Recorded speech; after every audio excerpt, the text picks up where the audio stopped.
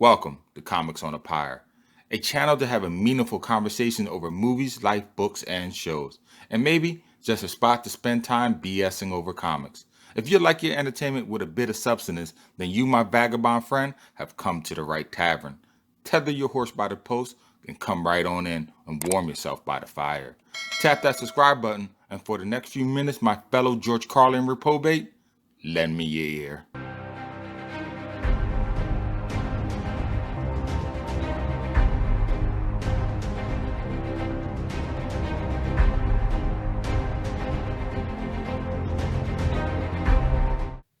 Issue 2 of Secret Wars starts out with a bang.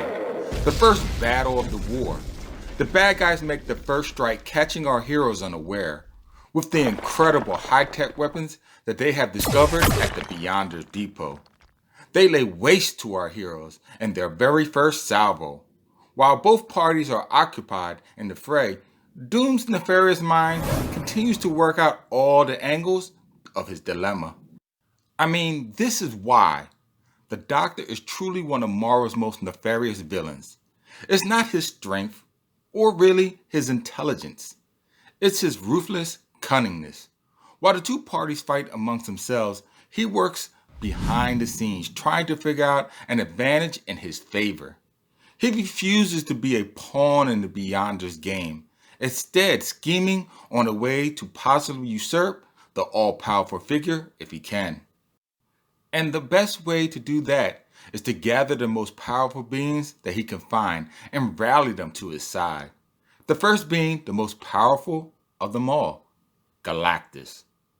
But what is Doom to the cosmic entity, the devourer of planets? His intentions are just meager thoughts of mortal affairs, as easily shunned as a fly to the wind. But Doom is not perturbed. The slight is quickly brushed off, for Victor knows as soon as one door closes, another can be found ajar. It's just a matter of bypassing the perimeter's defense and setting his sights on a new objective, a much more easier one that he can manipulate to his overall machinations.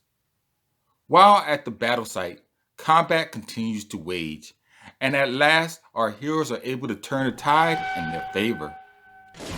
Now here, I thought was a funny, ironic, and iconic scene. She-Hulk confronts and battles the Enchantress, one-on-one, very reminiscent of the scene from the 2012 Avengers movies where Hulk confronts Loki. In both confrontations, you have a Hulk combating an Asgardian god or goddess. And as in both scenes, the gods choose to belittle their opponents by spouting venomous insults.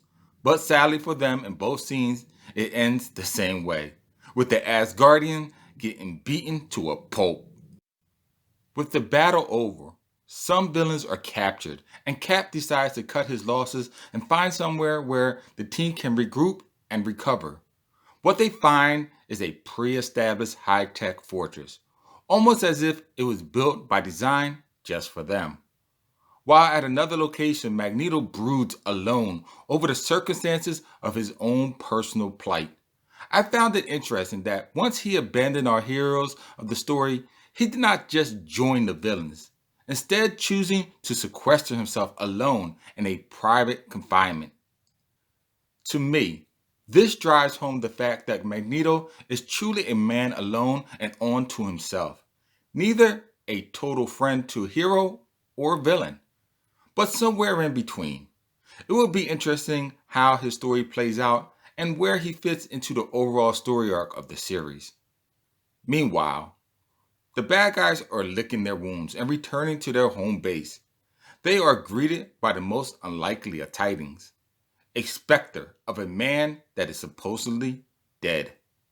Right away, Doom looks to subjugate them to his will, but they rebuff his orders, only to be razed to the ground by an unseen blast. It was from Ultron, Doom's reprogrammed enforcer. In typical Doom fashion, however, whoever he is not able to persuade to his side, he bullies into alliance by force and intimidation. But in this situation, his tactic works, and the battered men fall into line, directly under his command. But Doom is no fool. He knows the limitation of brute force, especially when maneuvering the will of those more powerful than himself. Hence his duplicitous praise when speaking with Molecule Man. He knows Molecule Man's powers can be of great use to him, and he would rather make him a willing ally than a begrudging subordinate.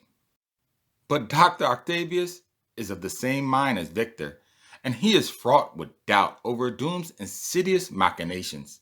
He knows his men are just fodder before the cannon to Victor, and that he will dispose of anyone he deems unuseful, either while he grasps for power or soon afterwards. Otto chooses to keep his distance. While back at our hero's headquarters, Magneto stealthily breaches the interior sanctums, looking for a power core to give him substantial energy. And his task would have gone on undiscovered if it was not for the interference of Spider-Man's spider sense. Quickly, Parker and Johnny sprint into action, one to confront the intruder and the other to set off the toxin call, rallying the rest of the heroes to the breach. Thwarted by the interference, Eric Lencher flees the scene under the cover of rubble, but not before acquiring a prize to take back home. But in the pursuit, a strange phenomenon occurs to the Thing. His body's molecular structure is transformed back into his human form, totally unbeknownst to him. With the threat gone, Cap and his men ruminate over the intentions of their intruder, and Captain Marvel notes the absence of the X-Men's presence, especially when we the viewers have seen Mr. Fantastic standing beside Cyclops when the alarm was called, and Reed was able to arrive there on time. So why wasn't Cyclops? When Magneto returns to his fortitude of operations, a strange storm manifests, isolating the Master of Magnetism alone with his captive, the Wasp. His intentions are unclear, leaving Janet on guard. While back at our champion's base, the God of Thunder relishes in the torrential storm, feeding off of his frenzy, sparking a glimmer of mirth on his countenance. While inside, the brains of the operation try to strategize over their next moves. And by the way, side note, why is Iron Man on skates? Seeing the Tin Men like this, I thought was totally ridiculous.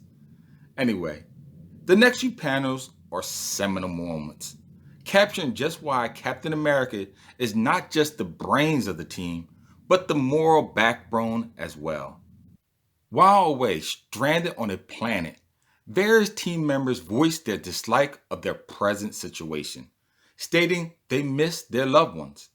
Instead of pitching into the bitch fest, Cap instead chooses to state words of comfort and encouragement, bolstering his men's self-esteem, building them up in their time of despair.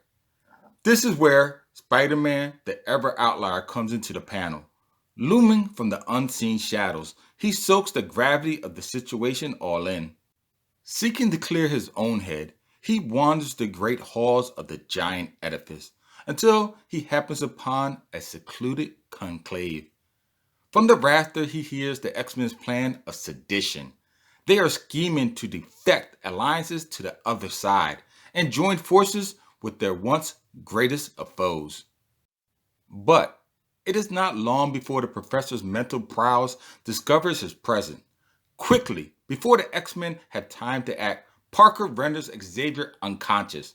With a leap and a bound, he masks the metallic colossus. He hammocks Rogue in a swaying embrace.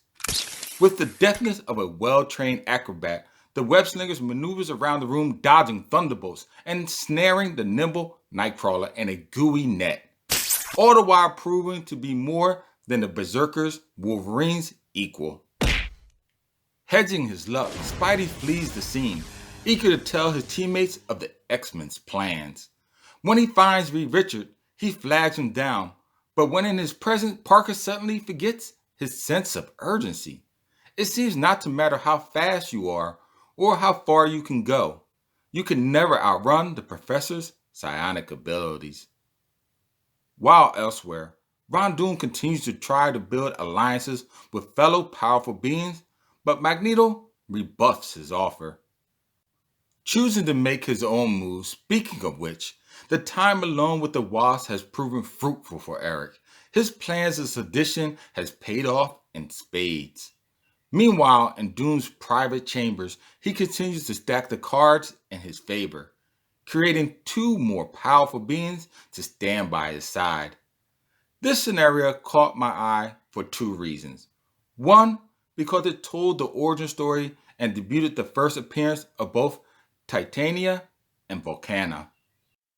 But more importantly, I was like, hold up, wait a minute, let me put some pimping in it. Where did these two ladies come from? First of all, they are just regular mortals. So Beyonder would have had no interest in bringing them to this world. And second, I don't think they are indigenous to this planet because during the story so far, there has not been any signs of any sentient life forms already inhabiting it.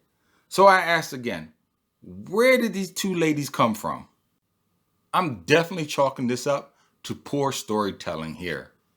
Anyway, the Toons seem to acclimate themselves to the group quite nicely. One even finding a personal interest in Molecule Man. Doom, he might not like how this new creation of his might throw a monkey wrench in his personal plans for Molecule Man though. Meanwhile, back at our champion's base, Thor enters the wing of his captors and releases the Enchantress from her capsule, wishing to speak to her on matters of the gods in private. Enchantress whisks them away in a portal of her own design. While they speak, time passes on the Beyonder's planet, and night turns into dawn.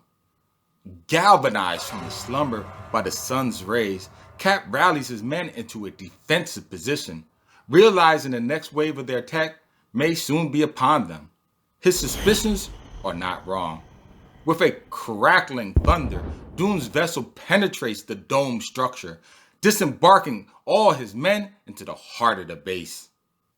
Quickly, in a preemptive strike, each man is able to lay waste to an enemy that they see. Titania to Reed Richards and the vulnerable Ben Grimm. But the injured Human Torch is able to escape with his unconscious teammates in tow. Volcana blasts a sensational She-Hulk when she is unaware and then drops the building's infrastructure right on her head. Several wings away, Dr. Octopus ambushes Captain Marvel. It is only because of Hawkeye's interference that he is not able to finish the job off. And even when the intruder's presence is known, it seems too late. The Hulk is the only hero to bring the fight to the bad guys, but his assault is rebuffed. In the end, the villains replenish their rank, minus Enchantress, of course. But Doom, he doesn't seem to want to stop there. He won't be happy until the whole structure is leveled, literally crushing his enemies to death. Well, that's it for this episode. If you missed the first chapter, feel free to visit my comic book based YouTube channel, Comics on the Pyre, to get all caught up. While you are there, make sure you tap on that bell icon before you go. And in the interim, as always, until next time, keep reading, my friends.